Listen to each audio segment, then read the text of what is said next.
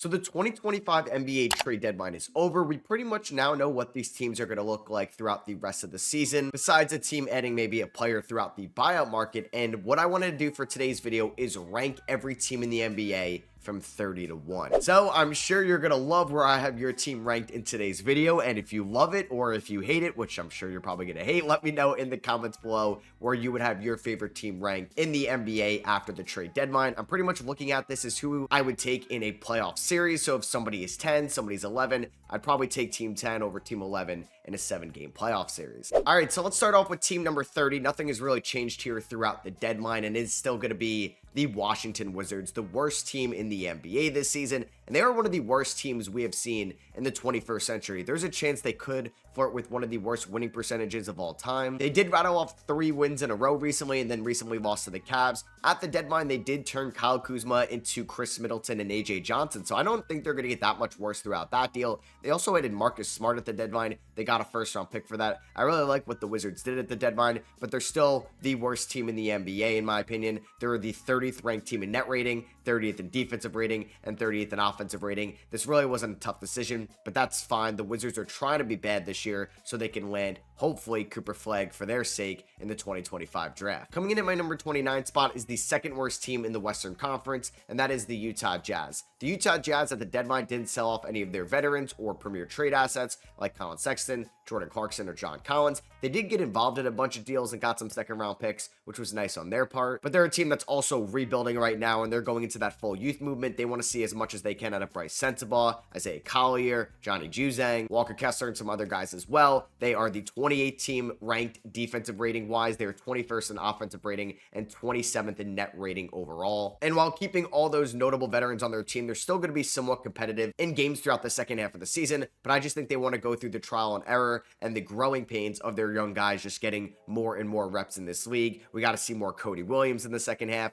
I want to see Deontay George improve his efficiency, and I do think we could see a true Bryce Sensabaugh breakout because he showed some really good flashes in the first half. I want to see that in the second half, and this is fine for Utah. They're fine being bad. They didn't have high expectations going into this year. They're coming in at 29. Coming in at 28 is a team that just had an electric win at home against the San Antonio Spurs last night, and that is going to be the Charlotte Hornets. The Charlotte Hornets are currently 13 and 36 on the season. They're 28th ranked in offensive rating. They're 13th ranked in defensive rating, so I want to give a shout out to Charles Lee just changing that defense overall, and they are ranked 25th in net rating in the league. At the deadline, they did trade away Cody Martin and Vasiljevic to the Phoenix Suns to take on Jusuf Nurkic's bad contract, but they got a first-round pick out of it. Love that deal for them. They also made a pretty big deal with the LA Lakers. They got Dalton Connect and Cam Reddish, and they sent off Mark Williams to the LA Lakers, and they obviously got some draft capital in there as well. But Brandon Miller is going to be out for the rest of the season. This offense can be really fun with LaMelo Ball, Miles Bridges, Nick Smith Jr. kind of breaking out a little bit as of late. His three-point shot, Diabetes, a beast of a rebounder right now, and I'm excited to see Dalton Connect as just a good spot-up shooter in this Hornets offense. They're going to play a lot of entertaining games. I still think they are one of the worst teams in the league, though. And like Utah and Washington, they're just hoping to get lucky in the 2025 lottery. Coming in at number 27 is a team that I think no matter how hard they try to put out a bad roster, they still stay super competitive in games, and that is the Brooklyn Nets. They're a bottom 3 offensive team. They're ranked 24th in defense. They're 28th overall in net rating this year. They're currently 17 and 35, but they didn't sell at the deadline. They traded Dorian Finney-Smith and Dennis Schroeder earlier in the year, but they didn't trade a Cam Johnson and Nick Claxton to Cam Thomas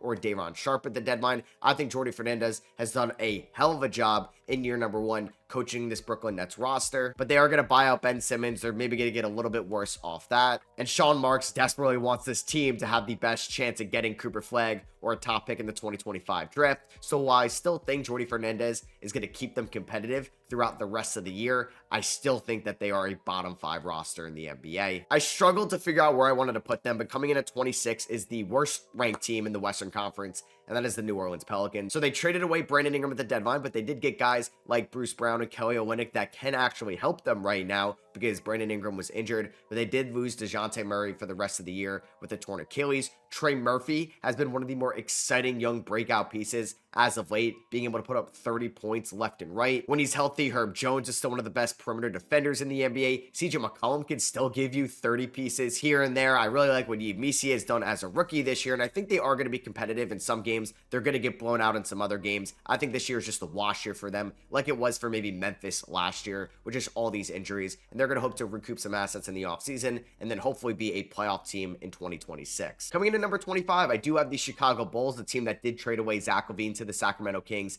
at the deadline. They did get back some contributing players in that deal. They got back Trey Jones, got back Kevin Huerter, and also Zach Collins. They did not trade away Nikola Vucevic. They extended Lonzo Ball. They just have way too many guards on their roster right now. There's like 6 of them that could be worth playing 30 minutes a night, but they just have way too many, and I hope they just continue to develop Montas Buzelis because he's one of the only exciting young pieces on this team for guys that were drafted in the last few years, and I still really like watching Ayo Dosunmu and Kobe White ball for them. It's just they are one of the worst defensive teams in the league. I think they're fine being where they are right now, which is probably not what you want. You want to be worse than where they are. They didn't trade Vucevic, so I think they could end up winning a couple more games with him there, just the way he's shooting this year, and he's going to have his really good games. He's going to have his really bad games. They're not going to play a look at defense at times, but they could still score a decent amount of points. Coming in at number 24, I do have the Toronto Raptors. They are 16-35 on the year. They got Brandon Ingram at the deadline, but Brandon Ingram is still going to miss a little bit more time. They do lose Bruce Brown and Kelly Olynyk, so they won't be able to help them out right now. And at times, this team could be really fun, and they could rattle off a couple good games in a row, but sometimes you just got to be a little bit disappointed this year with Emmanuel Quickly, but he's been banged up. Scotty Barnes has been banged up. RJ Barrett's been hurt. This team has also been decimated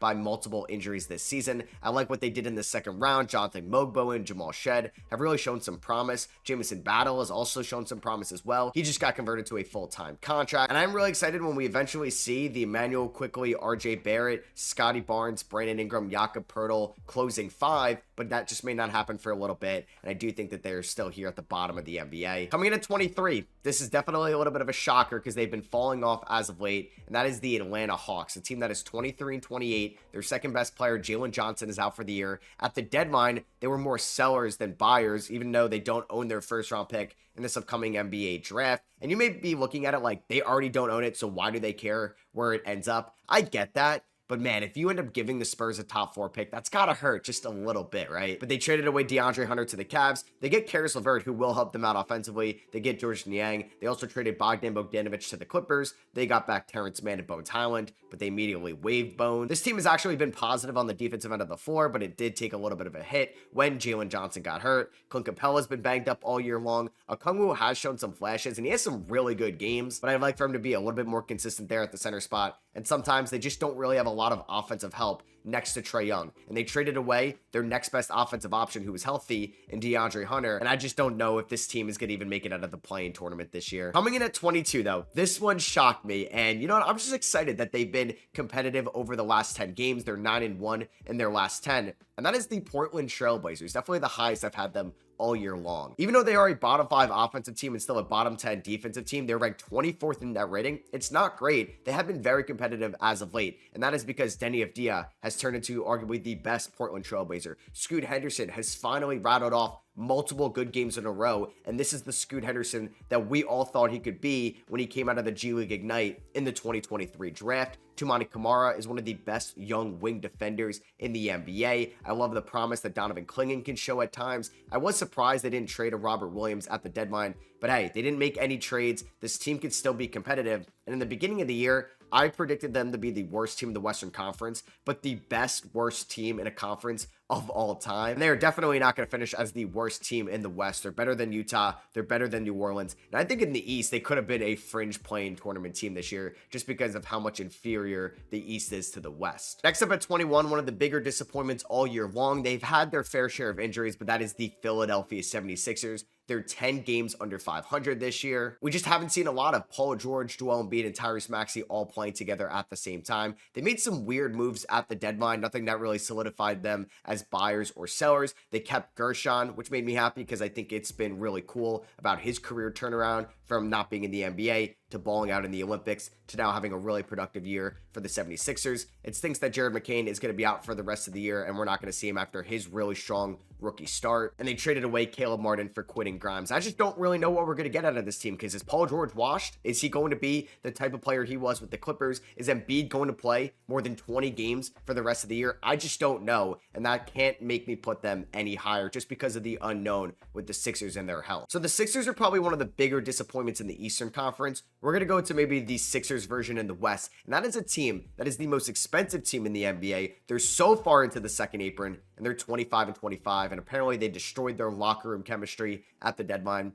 The Phoenix Suns coming in at number 20. Now, if you went to any of my videos from last year towards the end of the year, you can definitely hear me say that I am scared about the Phoenix Suns' future. And this is exactly why. This team is so far leveraged into their three players of Bradley Beal, KD, and Devin Booker, who ended up getting swept in round one last year. They all don't really complement each other as much as they should for three guys that are getting paid around $50 million a year. This team tried so hard to get Jimmy Butler at the deadline, and they desperately wanted Bradley Beal to waive his no-trade clause. He didn't end up doing that. Then they started getting calls for Kevin Durant. They started listening to those calls, and then Kevin Durant didn't really like that, and he felt a little bit betrayed because he didn't request a trade whatsoever. This team ended up giving Utah its unprotected 2031 first for 3 first-round picks, and they had to use one of those to get off of the Yusuf Nurkic contract. I like the addition of Nick Richards, but this is just the team that they are. They're one of the worst defensive teams in the NBA. They're a top 10 offense, though. They're 18th in net rating, and I just don't know if this teammate chemistry is going to be on par with a team that is going to make the playoffs in the Western Conference. I honestly don't think they're a playoff team right now. And I don't know if this is a hot take, but I'm going to have the San Antonio Spurs at 19. Yeah, I have the Spurs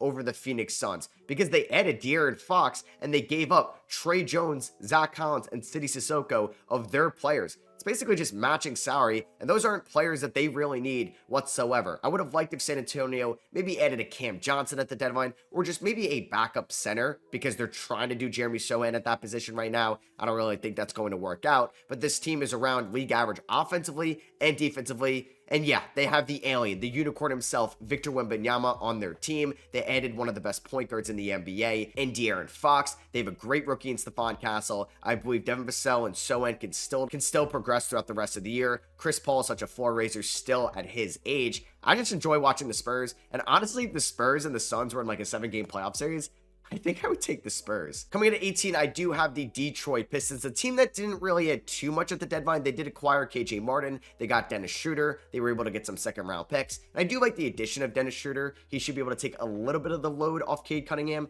as the lead ball handler. They're a good ranked defensive team, 12th in the NBA in terms of defensive rating. They're 18th in offensive rating, 17th overall in net rating. And Cade Cunningham is somebody that is an all-NBA talent this year. He was an all-star for the first time in his career. And they're still playing competitive basketball without Jaden Ivey. Malik Beasley looks like still one of the best value signings from the 2024 offseason. Asar Thompson and Ron Holland are taking steps as a young, great defensive wing duo. And Isaiah Stewart, when not suspended, can really hold down the fort as a rim protector for this team. I really love what JB Bickerstaff has done with the squad this year, and I think they just play hard every single night. And I really can't say the same about some of the teams behind the Pistons that I ranked. So coming in one spot ahead of Detroit, I have the Orlando Magic. The Magic are worse than the Pistons this year record-wise, but they've also been kind of decimated by injuries. Jalen Suggs, Paolo Banchero, Franz Wagner have all had their fair share of major injuries this year. Mo Wagner is out for the year. KCP's been kind of a disappointing signing so far for this team. Maybe Anthony Black hasn't taken a leap that people would have liked, but I think with all things considered, this team is still elite defensively. They're the second-ranked team this year in terms of defensive rating. Yeah, they are the worst shooting team in the league by a wide margin, and they're ranked 29th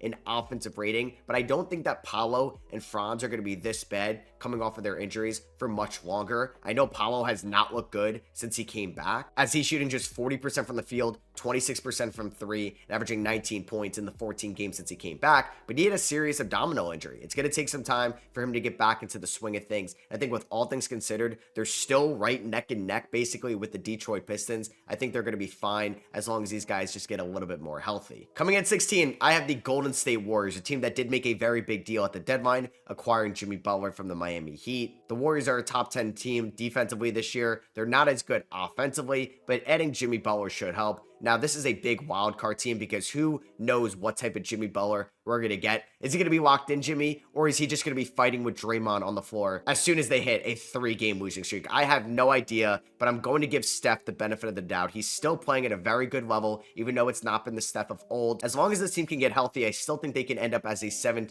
or an 8th seed in the Western Conference playoffs. But even having them at 16, I think is lower than some people may have them right now. Because coming in at number 15, they just had a disappointing loss to the Portland Trailblazers with Zach LaVine. I do have the Sacramento Kings. Now, trading De'Aaron Fox is going to, I think, hurt them in the long run, but I don't think this team changes too much, at least offensively, with Zach LaVine. Zach LaVine is a great offensive talent. Domantas Sabonis is a top 20 player in the league this season. You still have DeMar DeRozan. You traded for Valanciunas. I really like to see Malik Monk play more point guard, and that's the way that they're heading right now. Everybody loves the Keon Ellis, and I think Devin Carter is going to get better and better as he's just getting further away from his major injury that he had at one point. They're a top 10 team in terms of offensive rating this year. Their defense, not as great, but I do think they have been a lot better with Doug Christie as their head coach, and I do think they're going to play hard every single night, and I do think they can end up as a playoff team as well. Coming in at number 14, I have the Miami Heat. The Miami Heat were a fringe top 15 team with basically Jimmy Butler not playing for them at all. So now they get Andrew Wiggins, who can immediately help this team. They also have Kyle Anderson. I'm not sure why they didn't want Dennis Schroeder, because I think they could have used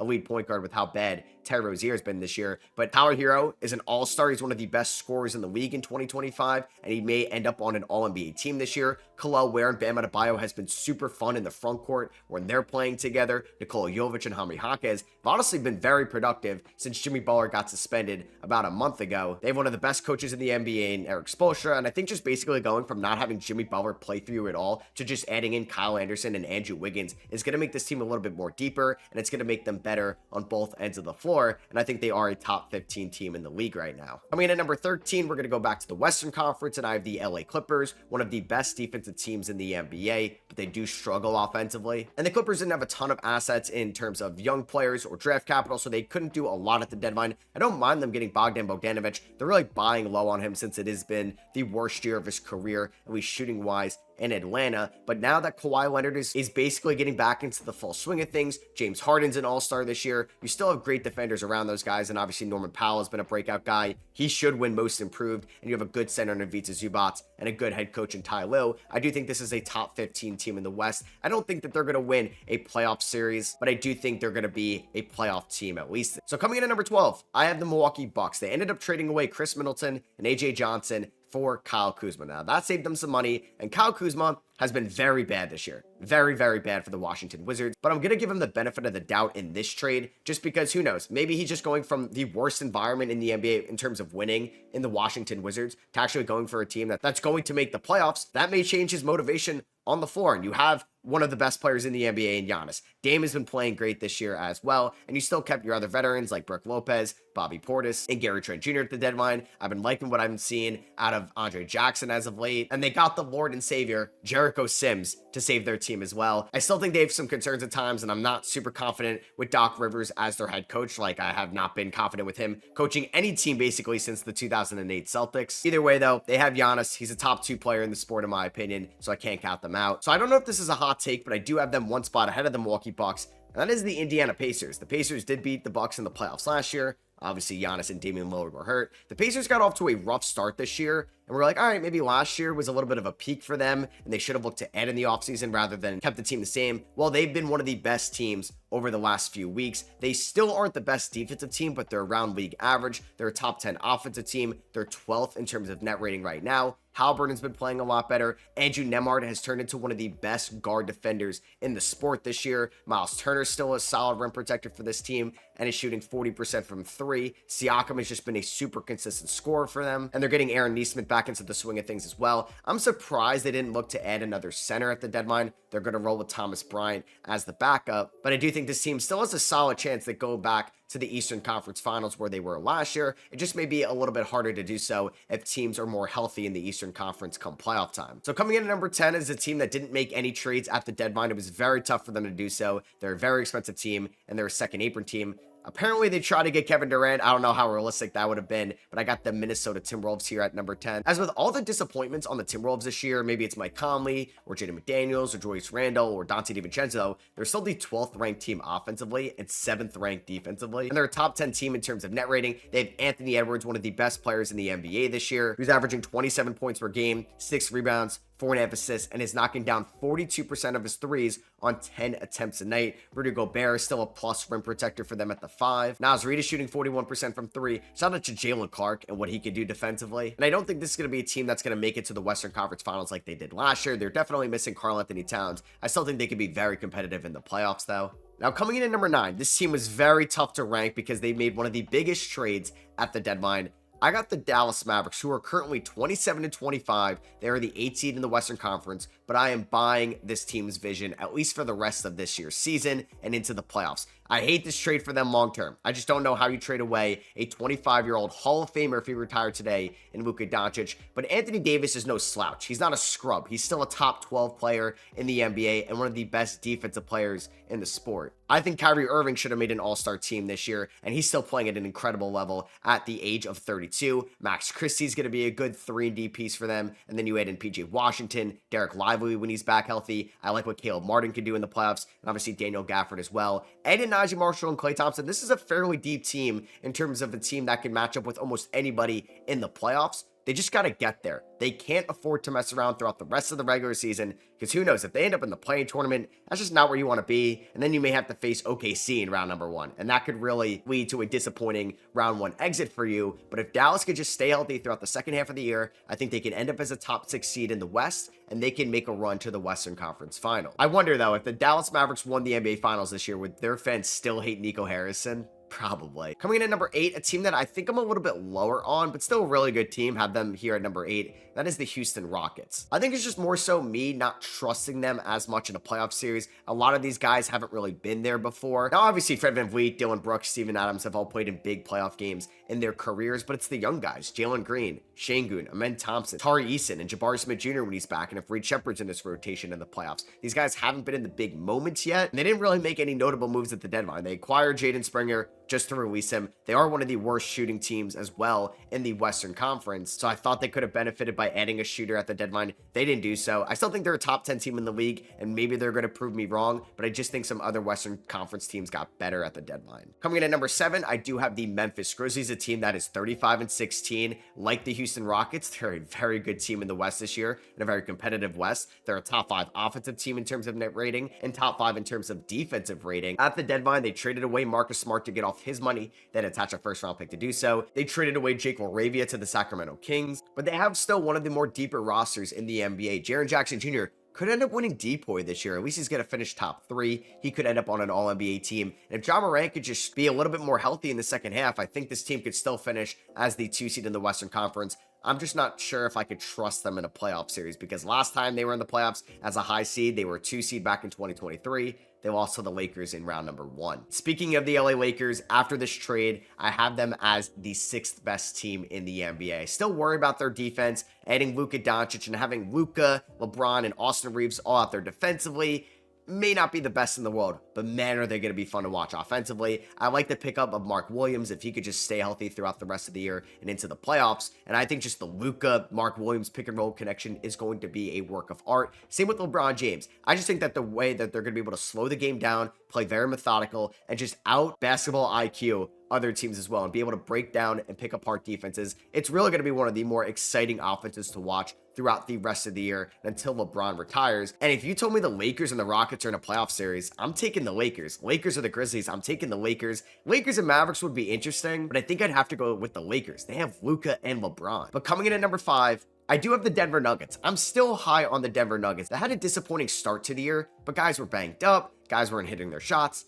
Now everybody's back. Nikola Jokic is still a top 2 player in the NBA this season, and he's still the best player in the NBA, in my opinion. He may not win MVP, but he's putting up MVP caliber numbers. Michael Porter Jr. has been great as of late. Aaron Gordon is back into the full swing of things, fully healthy. Jamal Murray has been a lot better since his poor start to the year. Christian Brown is breaking out this year. He could end up winning Most Improved. Julian Strawther, Russell Westbrook, and Peyton Watson all good complementary pieces on this team as well. And I do think in the playoff series, they are the second best team in the West, in my opinion. But I do see the concerns on their defense. So coming in at number 4, I got the New York Knicks, a team that has beaten Denver twice this year. They beat in Memphis. They beat in Houston. They are the second ranked offensive team in the league. They're a top 15 team in terms of defensive rating, top 5 in net rating. The big thing with the Knicks, they need to be healthy in the playoffs because this team is so reliant on their 5 best players of Brunson, Bridges, Hart, OG, and Cat. If one of those guys go down, this team's ceiling drops a ton in the playoffs. And they could go from some team that could win it all to a team that may not get out of round 1 if they do suffer a serious injury.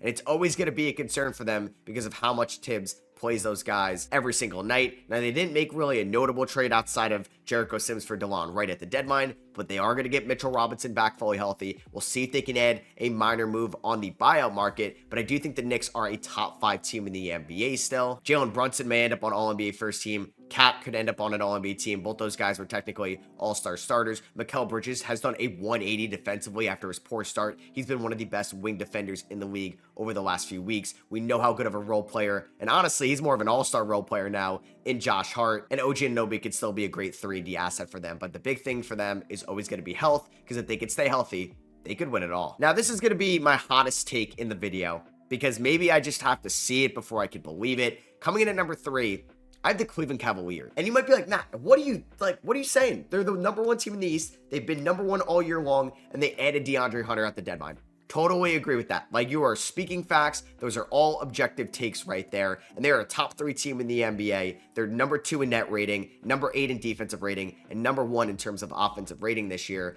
I just don't know if I could take them over Boston in a 7-game playoff series because we watched Boston win it all last year, and we could see how valuable their starting 5 is in the playoffs in a 7-game series, and I'm not sure if Cleveland's going to be able to beat them. Now, Evan Mobley has taken a leap this year. Same with Garland. Mitchell and Jared Allen are still really good, and you add DeAndre Hunter. They have a very good bench as well. Shout out Ty Jerome. I just still think I would take Boston over them in a 7-game playoff series because I'm not sure if they will have the perimeter defense to match up with Jaylen Brown or Jason Tatum, but Cleveland has been incredible this year, and they're ranked number 3. I just said the Knicks could win it all, ranked number 4. I think Denver could win it all at number 5. Heck, even LA could win it all at number 6. Cleveland could definitely win it all this year, which would be really cool because they could prove they could win something without LeBron James. So yeah, number 2, I do have the Boston Celtics. I'm just going to respect the reigning champs. I always do that. If you watch my ranking videos every year, and if it's a team that won it all last year, I'm going to always give them a little bit of a bump, even if they're not as impressive as they were the year prior. I mean, the Celtics are still 3rd in the NBA in terms of net rating, 6th in defensive rating, and 4th in offensive rating. They're still an elite team, and they have the best wing duo in the NBA in Jason Tatum and Jaylen Brown. And if KP and Derek White could be fully healthy in the playoffs, their offensive defense is better than almost everybody in the NBA. Drew Holiday and Al Horford, a little worried about them and their aging. Peyton Pritchard has been great this year. I thought they could have made maybe another move at the deadline so I didn't have to see Luke Cornett at times. But heck, this is still one of the best teams in the NBA. I got them in at number 2. They'd still be my favorites coming out of the East. But yeah, coming in at number 1, I do have the Oklahoma City Thunder. That's been pretty consistent for me all year long. As the Thunder are 41-9 this year, and they didn't make a notable move at the deadline, and they just got Chet Holmgren back. 41-9 basically without your second best player. It's incredible. And we're going to finally see this team at full strength very soon once Cason Wallace and Lou Dort come back fully healthy. They hit on another second round pick in AJ Mitchell. This team is number 1 in the NBA in terms of defensive rating, 6th in offensive rating. They have the MVP on their team right now in Shai Gilgeous-Alexander, who puts up 50 points left and right. He's averaging 32.8 points per game this year, which is leading the NBA. J-Dub is a great number 2. He was an all-star this year. We could see how valuable Isaiah Hartenstein is as a screen setter, as a rim runner, as a defender. This team is so good defensively, and if Aaron Wiggins and Isaiah Joe can be consistent enough offensively, this team is so well balanced, and I think they could win it all this year for sure, and they are the best team in the NBA right now, in my opinion. So that's gonna be for me. I hope you guys did enjoy. Let me know where you would put your favorite team down below, and if you did enjoy the video, I'd appreciate you dropping a thumbs up. Hit that subscribe button if you were not already, and I'll catch you guys in the next one. Peace.